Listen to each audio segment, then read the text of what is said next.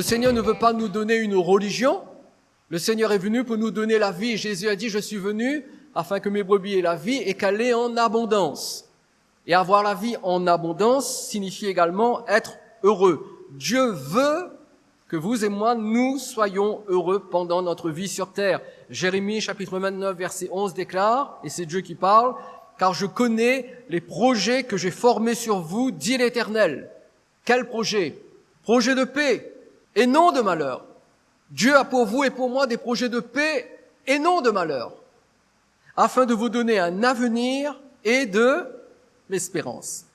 Et ces 5 étapes pour être heureux sont en rapport avec les changements que nous souhaitons apporter à notre vie afin d'être plus heureux, parce que voyez-vous, pour être plus heureux, nous avons parfois, pour ne pas dire très souvent, besoin d'opérer certains changements dans notre vie. Et ces 5 étapes pour être heureux sont des attitudes qui nous permettent de nous ouvrir à l'intervention de Dieu dans notre vie, parce que, je le répète, nous ne nous rendons pas heureux par nos propres capacités, par nos propres forces, par notre propre génie naturel, mais en adoptant ces 5 attitudes, nous ouvrons la porte pour que la puissance de Dieu vienne dans notre vie, opère les changements dont nous avons besoin afin que nous soyons plus heureux. Nous avons déjà parlé des 3 premières étapes qui sont les suivantes. Premièrement, clarifier et énoncer le véritable problème. Et je peux ajouter, en passant, que le véritable problème de l'être humain, c'est le péché.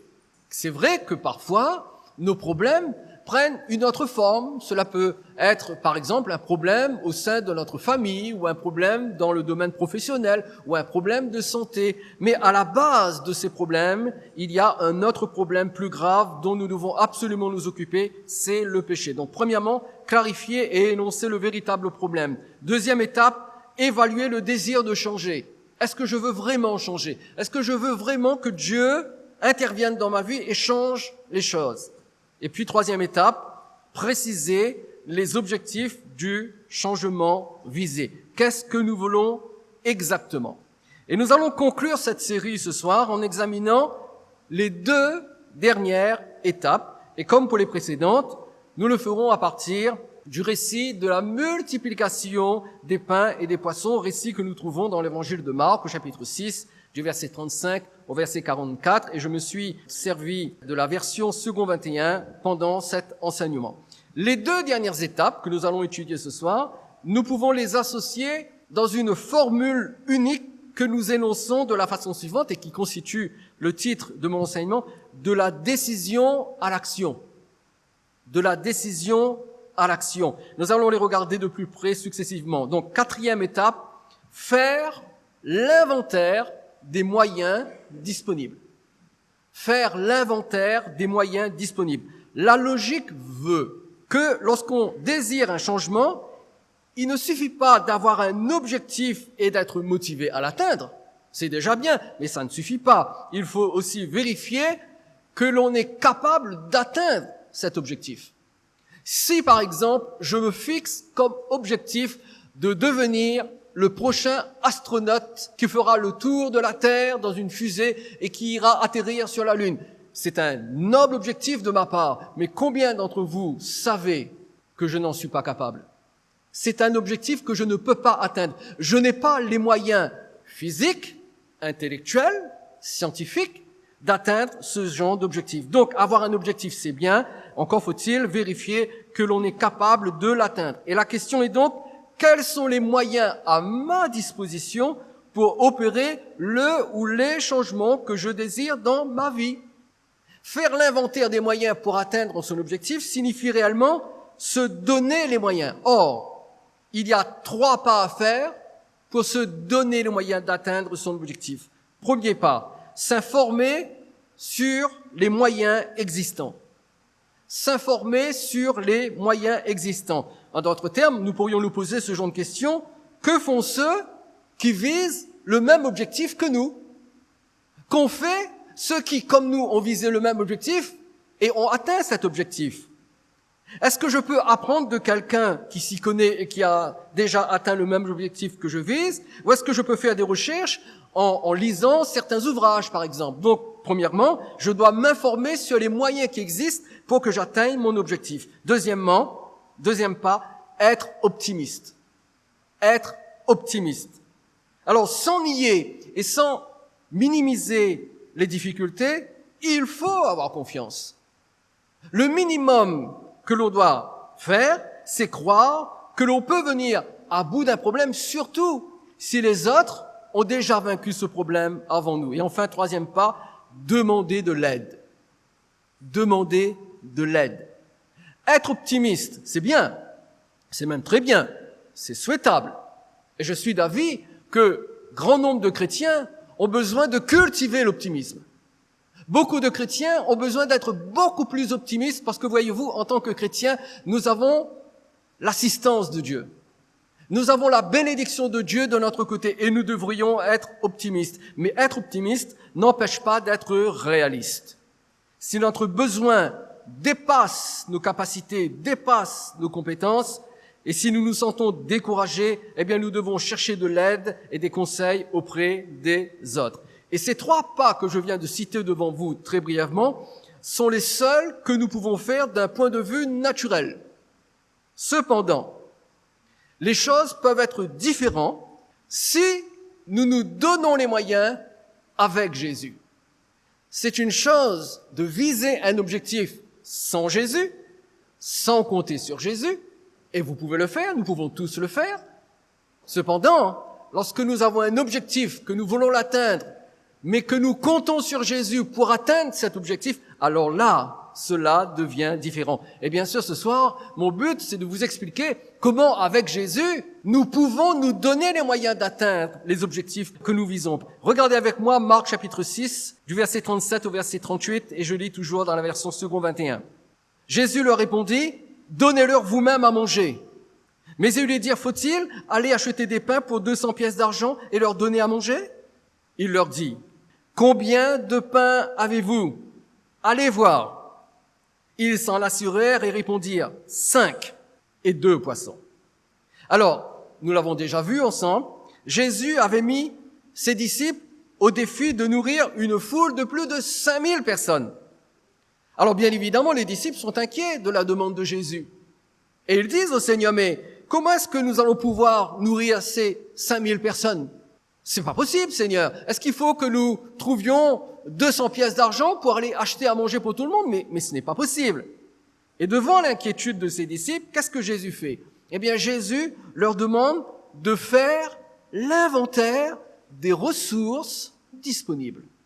Il leur dit, combien de pain avez-vous? Allez voir. Allez vérifier les ressources dont vous disposez. Ils s'en assurèrent et répondirent, 5 pains et 2 poissons. Et la réponse est précise. Ils disposent de 5 pains et de 2 poissons. Mais là où les choses deviennent intéressantes, c'est ce que les disciples vont faire avec les moyens dont ils disposent. Et nous trouvons cela dans Matthieu chapitre 14, versets 17 et 18. C'est le même récit, mais dans l'évangile selon Matthieu. Verset 17. Mais ils lui dirent, nous n'avons ici que 5 pains et 2 poissons. Verset 18. Et Jésus, il dit, apportez-les-moi. Apportez-les-moi. Voilà où se situe la différence. Ils avaient 5 pains et 2 poissons. Et cela pouvait sembler ridicule pour une telle foule.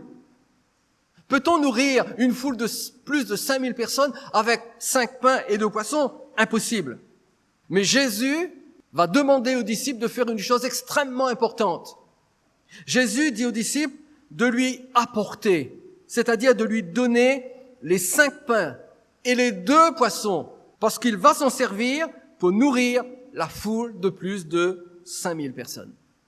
Et il y a 2 grandes leçons à retenir de ce récit. 2 grandes leçons. Première grande leçon. Écoutez bien ceci. C'est extrêmement important. Peu importe ce que vous avez. Les disciples et la foule n'avaient que 5 pains et 2 poissons. Ce n'était rien du tout. Peu importe ce que vous avez. Si nous donnons à Jésus ce que nous avons, Jésus va multiplier ce que nous avons et va nous permettre d'atteindre notre objectif. Si nous donnons à Jésus ce que nous avons, c'est-à-dire si nous lui consacrons nos vies, parce que qu'est-ce que nous avons? Nous avons nos vies.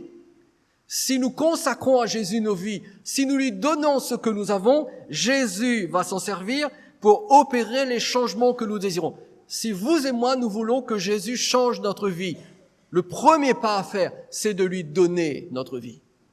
Quand je lui donne ma vie, Jésus s'en sert pour opérer des changements chez moi. Luc, chapitre 6, verset 38, Jésus déclare, « Donnez et il vous sera donné.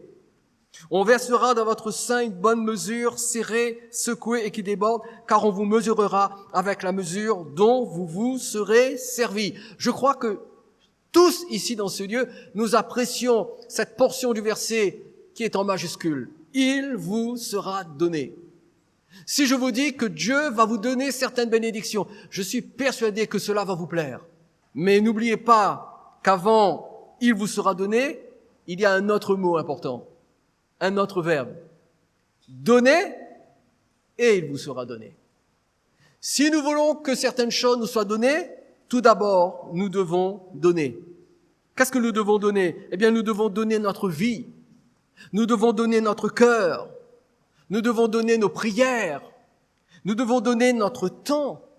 Nous devons donner nos moyens, etc. La liste peut s'allonger. Nous devons donner au Seigneur ce que nous avons et le Seigneur s'en servira pour nous donner en retour ce qui est nécessaire pour opérer des changements dans notre vie et pour être plus heureux. Donc tout d'abord, donnons à Jésus. Faisons comme les disciples. Ils ont donné les 5 pains et les 2 poissons. Ce n'était pas grand-chose, mais ça suffisait pour Jésus. Parce qu'avec un pas grand-chose, Jésus peut faire des prodiges. Alors donnons à Jésus ce que nous avons. Ça, c'est la première leçon. Mais il y a une deuxième leçon. S'il n'y avait pas les 5 pains et les 2 poissons, est-ce que Jésus aurait quand même nourri la foule rassemblée autour de lui? Imaginez que les disciples reviennent vers Jésus et lui disent « Écoute Seigneur, nous n'avons absolument rien. Rien du tout. Nous n'avons absolument rien. » Est-ce que vous croyez que Jésus se serait pris la tête entre les deux mains en disant « Aïe, aïe, aïe, on peut rien faire. Écoutez, renvoyez la foule. Dites-leur de rentrer tous chez eux parce qu'on ne peut rien faire. » Est-ce que vous croyez que Jésus aurait réagi de cette façon? Bien sûr que non. Même s'il n'y avait pas les 5 pains et les 2 poissons, je crois sincèrement que Jésus aurait quand même nourri la foule. Mais alors, comment aurait-il fait? Nous avons un élément de réponse. Regardez avec moi Matthieu chapitre 4, versets 3 et 4. Dans Matthieu chapitre 4, Jésus va vivre une longue période de jeûne. Il va jeûner pendant 40 jours. Et à l'issue de ces 40 jours de jeûne, eh bien, tout naturellement, Jésus va éprouver de la faim. Et là, le diable va venir le tenter. Verset 3. Le tentateur s'étant approché, lui dit, « Si tu es fils de Dieu, ordonne quoi? Que ces pierres deviennent des pains. » Jésus répondit, « Il est écrit, l'homme ne vivra pas de pain seulement, mais de toute parole qui sort de la bouche de Dieu. » Question. Jésus pouvait-il transformer ces pierres en pain après son jeûne de 40 jours? Bien sûr que oui. Parce que si ce n'était pas le cas, Satan ne l'aurait pas tenté. Satan l'a tenté de faire quelque chose qu'il pouvait faire. C'est pour cela que Satan est venu le tenter. Sinon, Satan n'aurait jamais pris le temps de venir le tenter pour faire une chose semblable. Et Jésus n'a pas répondu, « Mais tu es fou, Satan. Tu es fou, ça va pas bien. Jamais personne n'a transformé des pierres en pain. » Mais non, c'est pas possible. Ce n'est pas la réponse de Jésus. Jésus lui dit simplement, il est écrit, l'homme ne vivra pas de pain seulement, mais de toute parole qui sort de la bouche de Dieu. Et si Jésus a répondu à Satan qu'il vaut mieux se nourrir de toute parole qui sort de la bouche de Jésus, c'est parce que Jésus ne voulait pas obéir aux suggestions de Satan. Car il avait bien la capacité de transformer ses galets en pain. Il pouvait le faire, mais il a refusé de le faire. Parce que s'il acceptait de le faire, il se serait soumis à Satan.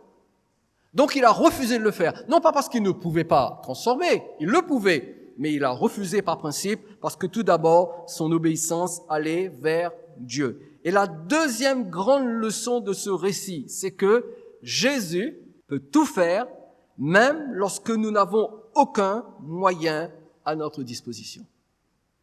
Il peut faire lorsque nous avons de faibles moyens. Il peut faire lorsque nous lui apportons notre vie, notre temps, nos moyens. Mais il peut faire également lorsque nous n'avons absolument rien à notre disposition. Voyez-vous, le miracle de la multiplication des pains et des poissons ne se trouvait pas dans les pains et les poissons. La source du miracle n'était pas dans les pains et les poissons. La source du miracle était dans la personne de Jésus. Il n'y avait rien de spécial, ni dans les 5 pains, ni dans les 2 poissons. C'était simplement des pains et du poisson. Mais la source de la puissance, la source du miracle qui a eu lieu se trouvait en la personne de Jésus. Je veux vous dire quelque chose de très simple, mais de capital, ne l'oubliez jamais. Si vous n'avez que Jésus dans votre inventaire des moyens disponibles, vous avez tout. Si vous n'avez que Jésus, vous avez tout. Si vous n'avez que Jésus, vous avez absolument tout ce qui vous est nécessaire pour qu'un miracle se produise et qu'un changement ait lieu. Il y a quelques années, un chanteur chrétien chantait « Jésus est la réponse ». Il est la réponse pour le monde d'aujourd'hui. Combien c'est encore vrai aujourd'hui? Il y a une réponse de Dieu pour vous et pour moi. Et cette réponse porte un nom, Jésus. Jésus. Mes chers amis, mes frères et mes sœurs, si vous avez Jésus, vous avez tout ce qu'il vous faut. Si vous n'avez pas Jésus, il vous manque le principal. Il vous manque le plus important de tous les moyens. Parce qu'avec Jésus, tout peut arriver. Et dans cette 4e étape, nous avons une décision à prendre.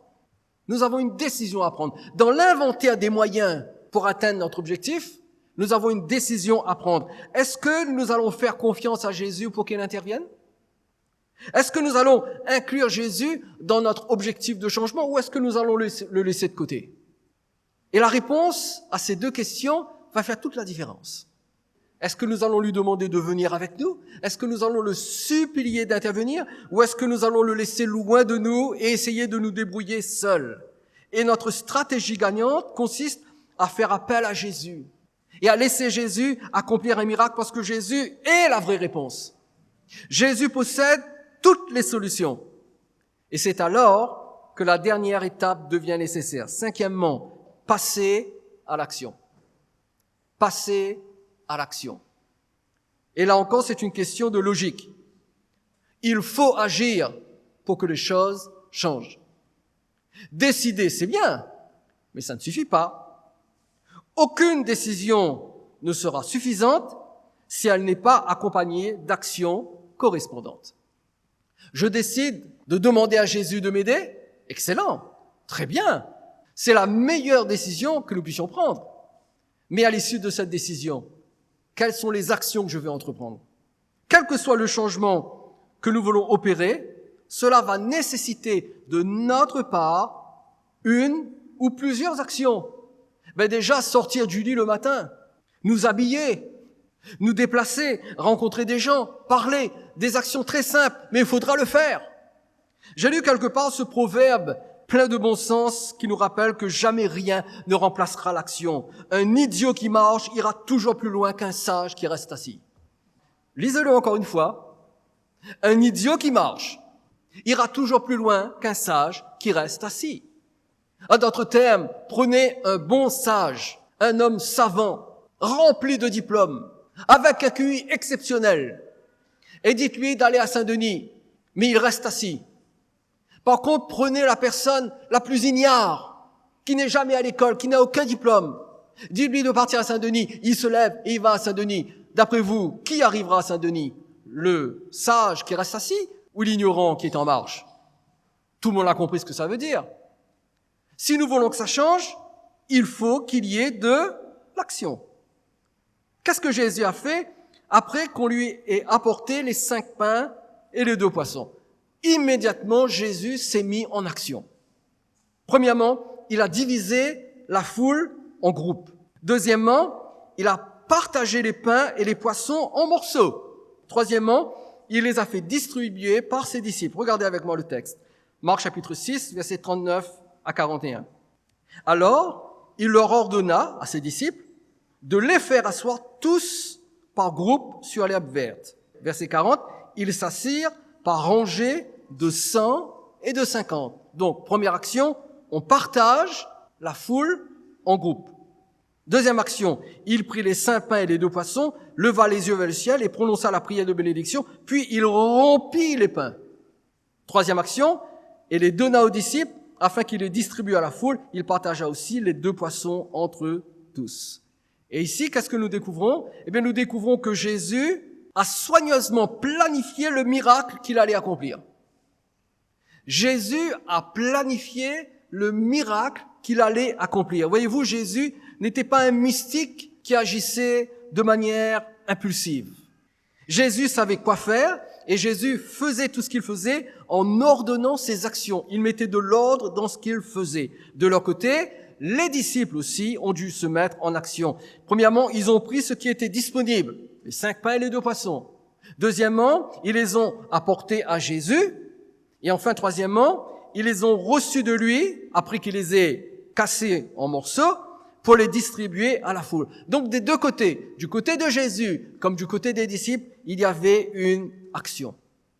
Il faut qu'il y ait des actions. Et dans plusieurs miracles que Jésus accomplit, nous retrouvons cette formule qui est importante pour nous ce soir, de la décision à l'action.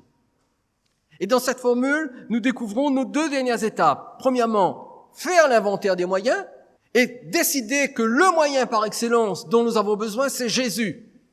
Faire appel à Jésus. Donc, premièrement, faire l'inventaire des moyens et deuxièmement, passer à l'action. Une fois que je sais que Jésus peut intervenir, une fois que je lui ai demandé d'intervenir, je dois passer à l'action pour que Jésus intervienne. Parce que comprenez bien ceci. Si je dis à Jésus de m'aider, d'intervenir, et que je reste passivement assis sans rien faire, rien ne se produira. Rien ne se produira. Et voyez-vous, une des grandes faiblesses de nombreux chrétiens, c'est de ne jamais mettre leur foi en action. On se contente de croire, mais on ne passe pas à l'action. Et une foi qui est sans action, c'est comme un corps qui n'a pas d'âme. Il est mort. Vous pouvez croire en Jésus de toutes vos forces, mais si vous voulez que les choses changent, nous devons passer à l'action. Et dans plusieurs des miracles de Jésus, donc, il y a cette fameuse formule de la décision à l'action. Par exemple, nous avons déjà parlé de la femme à la perte de sang dans Marc chapitre 5, versets 25 et 29. Qu'est-ce qu'elle a fait? Tout d'abord, elle a fait l'inventaire des moyens à sa disposition. Et qu'est-ce qu'elle a découvert? Eh bien, elle a découvert qu'aucun médecin ne pouvait la guérir. C'est ce qu'elle a découvert, c'est ce que le texte nous dit. Pendant 12 ans, elle a souffert. Elle est allée voir un nombre incalculable de médecins, mais aucun d'eux ne pouvait la soigner. Alors, qu'est-ce qu'elle a fait? Elle a décidé de venir toucher Jésus pour être guérie. Et en effet, elle a été guérie. Mais elle a fait ces 2 choses. Elle a pris une décision. Sa décision fut suivie d'une action.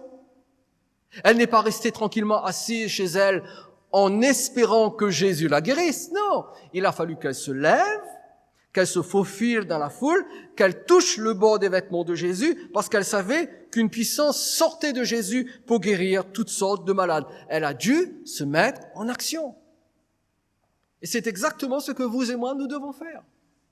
Lorsque nous décidons qu'un changement doit intervenir dans notre vie, lorsque nous décidons que Jésus est la personne idéale pour nous aider à changer, nous devons passer à l'action. Et j'aimerais voir avec vous 2 autres exemples pour terminer cet enseignement. 2 autres exemples d'individus qui ont utilisé cette formule tellement importante pour opérer des changements dans leur vie. Et ces 2 individus sont le lépreux et le centenier romain. Et nous trouvons leur histoire dans le même chapitre 8 de l'Évangile selon Matthieu. Lisons quelques versets. Matthieu chapitre 8, tout d'abord, lisons du verset 1 au verset 3 et ensuite du verset 5 au verset 7. Lorsque Jésus fut descendu de la montagne, une grande foule le suivit. Et voici, un lépreux s'étant approché, se prosterna devant lui et dit, « Seigneur, si tu le veux, tu peux me rendre pur. » Jésus étendit la main, le toucha et dit, « Je le veux, sois pur. » Aussitôt, il fut purifié de sa lèpre. Verset 5. Comme Jésus entrait dans Capernaum, un centenier l'aborda, le priant et disant, « Seigneur, mon serviteur est couché à la maison, atteint de paralysie et souffrant beaucoup. » Jésus lui dit, « J'irai et je le guérirai. » Je voudrais relever avec vous 3 points communs qu'il y a entre ce lépreux et ce centenier romain. 3 points communs qui font toute la différence et qui leur ont permis de connaître un changement radical dans leur vie. Premier point commun. Tous les deux ont fait l'inventaire des moyens disponibles. Tous les deux. Le lépreux, pour lui, c'était vite fait. Il a réfléchi, il a regardé son corps, il avait le corps couvert de plaies, il était lépreux. Et en faisant l'inventaire des moyens qu'il avait à sa disposition pour changer sa situation, c'est-à-dire pour ne plus être lépreux, il a vite compris qu'il n'avait aucun moyen. Aucun moyen. Il ne pouvait pas changer sa situation par des moyens naturels. Il n'avait qu'une seule solution. Venir et obtenir de la part de Jésus la guérison dont il avait besoin. Pour le centenier, c'est la même chose. C'était un centenier romain. Lui, il avait des moyens à sa disposition. Il avait le médecin de la garnison. Il avait de l'argent, certainement, parce que c'était un centenier. Donc, il avait des moyens. Mais en faisant l'inventaire de ses moyens, il a aussi compris que pour que son serviteur soit guéri, il fallait l'intervention d'une force supérieure. Et cette force supérieure, il a compris qu'elle ne se trouvait qu'en Jésus. Alors, les deux ont fait l'inventaire des moyens disponibles et ils ont eu pour unique solution Jésus. Ils ont compris tous les deux que seul Jésus pouvait changer leur situation. Tous les deux sont arrivés à la même conclusion. Seulement Jésus pourra faire quelque chose pour nous. Ça, c'est le premier point commun. Deuxième point commun, ils ont dû prendre une décision courageuse, tous les deux. Pourquoi une décision courageuse? Eh bien, parce que tous les deux n'avaient pas le droit de s'approcher de Jésus. C'est la raison pour laquelle le texte dit « Et voici, un lépreux s'étant approché. » Concernant le centenier, il est dit « Un centenier l'aborda. » Tous les deux étaient impurs rituellement. Le lépreux, à cause de sa maladie, il n'avait pas le droit de toucher Jésus parce que Jésus était un rabbin. Et le centenier n'avait pas le droit d'avoir un contact avec Jésus parce que justement, il était centenier romain. C'était un païen. Et tous les deux n'avaient pas le droit d'avoir contact avec Jésus parce qu'ils étaient rituellement impurs. Mais ils ont pris une décision courageuse. Ils ont décidé tous les deux, malgré l'interdiction, malgré la difficulté, ils ont décidé de venir trouver Jésus et de lui adresser leurs demandes respectives. Ce n'était pas évident, cela leur a demandé du courage et ils ont pris leur décision. Et enfin, troisième point commun, les deux croyaient que Jésus pouvait accomplir un miracle. Ils croyaient que Jésus pouvait accomplir un miracle. Mes chers amis, qu'est-ce que vous croyez, vous? Est-ce que vous croyez que Jésus peut accomplir un miracle pour vous? Est-ce que vous croyez que Jésus peut intervenir dans votre vie? Le lépreux, lui, il n'était pas sûr de la volonté de Jésus. Mais par contre, il ne doutait pas du pouvoir de Jésus de le guérir. C'est pour cela qu'il a dit, si tu le veux, tu peux me rendre pur. En d'autres termes, je sais que tu en es capable. Je sais que tu peux me guérir, mais je ne suis pas sûr que tu le veuilles. Alors Seigneur, si tu le veux. Et c'est la raison pour laquelle Jésus a répondu, oui, je le veux. Non seulement je le peux, mais je le veux. Sois pur. Et à l'instant même, il fut guéri. Le centenier, lui, non seulement il croyait que Jésus pouvait guérir son serviteur, mais il croyait également que la présence physique de Jésus n'était pas nécessaire. Un ordre de la part de Jésus suffisait. Regardez avec moi Matthieu chapitre 8, lisons du verset 8 au verset 13. Rappelez-vous, au verset 7, Jésus lui dit, « J'irai et je le guérirai. » Nous reprenons au verset 8. Le centenier répondit, « Seigneur, je ne suis pas digne que tu entres sous mon toit. » En d'autres termes, il était conscient qu'en tant que païen, il n'était pas digne de recevoir, d'accueillir Jésus dans sa maison. « Je ne suis pas digne que tu entres sous mon toit, mais dis seulement un mot et mon serviteur sera guéri. » Imaginez que vous et moi, nous soyons gravement malades, ou plutôt que notre enfant à notre maison soit gravement malade, à l'article de la mort. Et imaginez que nous rencontrons demain un homme qui a des dons de guérison, un homme qui est capable de guérir notre enfant, un homme qui, si simplement en priant et en imposant les mains à notre enfant sera instantanément guéri. Et que nous allions le voir en lui disant, il faut que tu accomplisses un miracle pour notre enfant. Et que cet homme nous dit, ok, je viens avec toi, allons chez toi et je vais prier pour ton enfant. Est-ce que vous et moi, nous allons dire à cet homme, non, pas la peine, ne te déplace pas. Ne viens pas chez moi. Il n'est pas nécessaire que tu te déplaces. Est-ce que nous agirions ainsi, vous et moi? Je ne crois pas. Je ne crois pas. Je crois plutôt que nous serions heureux que cet homme propose de venir chez nous et nous nous empresserions d'ouvrir la portière de notre voiture, de le faire entrer et de le conduire tout de suite à notre maison pour qu'il impose les mains à notre enfant. Mais voyez-vous, ce centenier romain savait quelque chose, comprenait quelque chose que vous et moi, nous avons du mal à comprendre. Ce centenier comprenait et savait que la puissance de Jésus ne résidait pas uniquement dans sa présence physique, mais que cette puissance résidait également dans sa parole. Alors il lui dit, dis seulement un mot, et mon serviteur sera guéri. Car moi qui suis soumis à des supérieurs, j'ai des soldats sous mes ordres, et je dis à l'un va, et il va, à l'autre viens, et il vient. Et à mon serviteur fais cela, et il le fait. Après l'avoir entendu, Jésus fut dans l'étonnement et il dit à ceux qui le suivaient, je vous le dis en vérité, même en Israël, je n'ai pas trouvé une aussi grande foi. En d'autres termes, Jésus a admiré la foi de ce centenier. Or, je vous le déclare, que plusieurs viendront de l'Orient et de l'Occident et seront à table avec Abraham, Isaac et Jacob dans le royaume des cieux. Mais les fils du royaume seront jetés dans les ténèbres du dehors, où il y aura des pleurs et des grincements de dents. Puis Jésus dit au centenier, va, qu'il te soit fait selon ta foi. Et à l'heure même, le serviteur fut guéri. Et la foi de ce centenier était la plus grande foi que Jésus voyait depuis le début de son ministère. D'ailleurs, il le dit. Même en Israël, je n'ai pas trouvé une aussi grande foi. J'ai rencontré beaucoup de malades qui croyaient en moi, mais jamais je n'ai rencontré quelqu'un avec une foi aussi grande que la foi de ce centenier romain. Pourquoi? Parce que la foi de cet homme reposait sur l'autorité de la parole de Jésus. Sa foi ne reposait pas sur la présence physique de Jésus, sa foi reposait sur l'autorité de la parole de Jésus. Sa foi lui a valu non seulement l'admiration de Jésus, mais aussi un miracle à distance. Parce que un mot prononcé par Jésus a suffi pour guérir son serviteur. Un seul mot. Qu'est-ce que vous et moi nous croyons? Vous savez, nous avons beaucoup plus que ce que ce centenier possédait. Vous et moi, nous avons la Bible en entier. Vous et moi, nous avons le Nouveau Testament en entier. Nous avons les 4 évangiles, Matthieu, Marc, Luc et Jean. Nous avons toutes les épîtres du Nouveau Testament, où il nous est expliqué avec détail tout ce que Jésus est, tout ce que Jésus fait, tout ce que Jésus donne. Est-ce que vous et moi, nous sommes capables de croire dans cette parole? Est-ce que, comme le centenier, nous sommes capables de croire qu'une parole de Jésus suffit pour que notre situation soit changée? Et cela montre que lorsqu'on inclut Jésus dans notre recherche de changement, lorsque nous plaçons notre foi en lui et en sa parole, regardez bien ceci, notre décision et notre action mettent la puissance de Christ en action.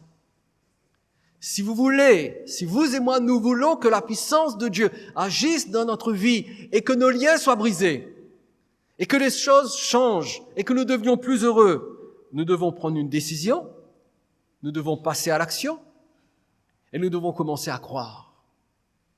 Je pense que la décision, elle est plutôt facile à prendre.